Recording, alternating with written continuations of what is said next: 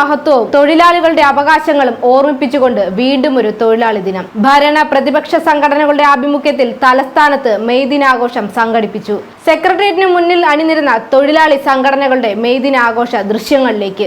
മുതലാളിത്ത സാമ്രാജ്യത്വ ശക്തികൾ അവർക്ക് മേൽക്കൈ നേടിയപ്പോൾ ലോക അംഗീകരിക്കപ്പെട്ട മെയ് ദിന പോരാട്ടത്തിലൂടെ നേടിയെടുത്ത അവകാശങ്ങൾ പോലും അട്ടിമറിച്ചു.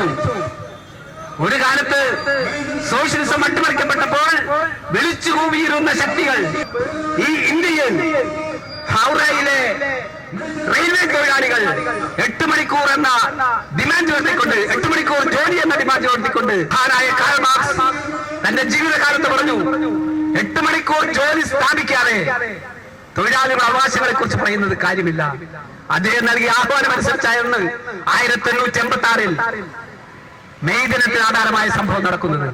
മെയ് ദിന റാലിയും അതേ തുടർന്നുള്ള സംഭവഗതികൾ നടക്കുന്നത്.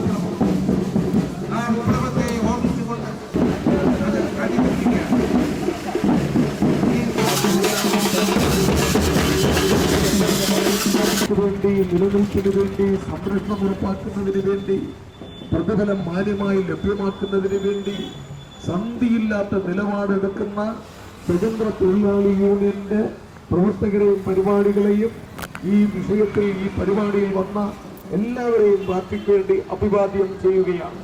ചരിത്രം രേഖപ്പെടുത്തുന്നു നമ്മെ. ചരിത്രം നമ്മളോടൊത്ത് നിൽക്കുകയാണ്. ചരിത്രത്തോടൊപ്പം നിങ്ങളും